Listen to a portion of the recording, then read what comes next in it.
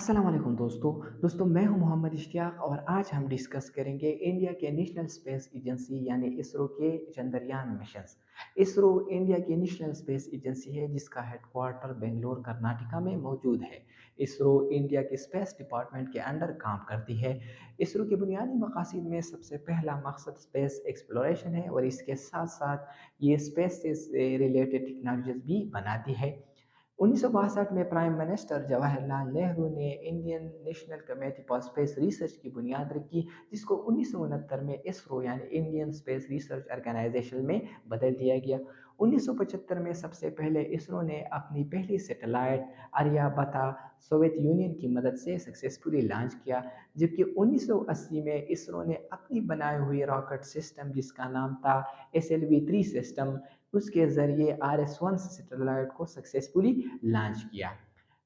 ISRO moon के लिए जो मिशन भेजते हैं उसे चंद्रयान या इंडियन लैंडर एक्सप्लोरेशन प्रोग्राम कहा जाता है।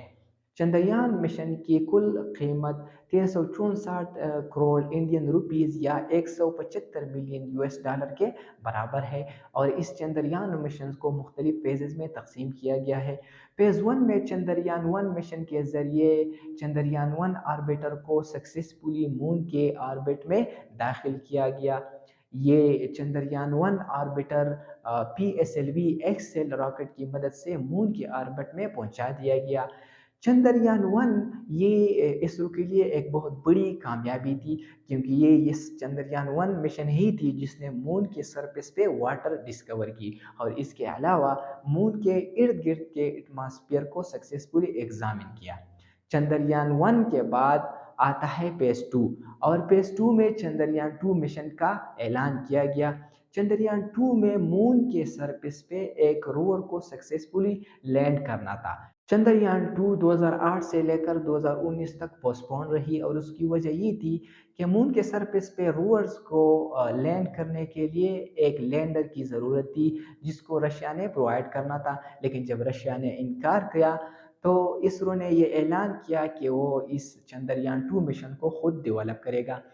चंद्रयान 2 को मून के सरफेस पे 2019 में LVM-3 रॉकेट सिस्टम के जरिए सक्सेसफुली पहुंचा दिया गया, लेकिन लैंड करते वक्त लैंडर सक्सेसफुली डिस्ट्रॉय हो चुका था, जिसकी वजह से चंद्रयान 2 को नाकामी का सामना हुआ।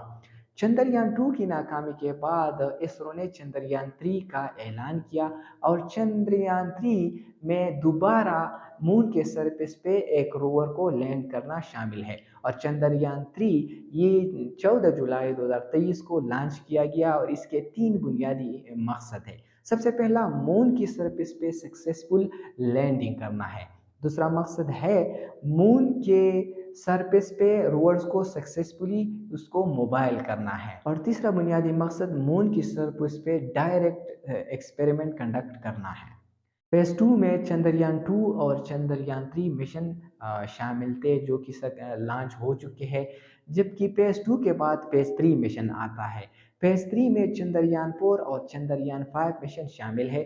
चंद्रयान फोर मिशन ये 2025 तक एक्सपेक्टेड है और चंद्रयान फोर मिशन के लिए इसरो जापान के साथ कोलैबोरेट करेगा और इस चंद्रयान फोर मिशन में एक मरतबा फिर एक रोवर को मून के सरफेस पे लैंड करेगा जो कि मून के लनर साइड के सैंपल को इकट्ठा करेगा और उसकी एनालिसिस करेगा, जबकि चंद्रयान 4 मिशन के बाद चंद्रयान 5 मिशन होगा और चंद्रयान 5 मिशन 2030 तक एक्सपेक्टेड है।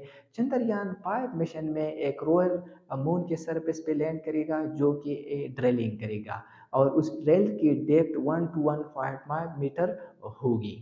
फेज थ्री के बाद फेज फोर होगा और फेज फोर में चंद्रयान सिक्स मिशन शामिल होगा। चंद्रयान सिक्स मिशन में इसरो ये मकसद अपने सामने रखती है कि वो मून के लनर साइड के इकट्ठे हुए सैंपल को ज़मीन तक पहुंचाएगा। अब सवाल ये पैदा होता है कि इंडिया इतने सारे रुपीस स्पेस एक्सप्लोरेशन पे क्यों खर्च करता है।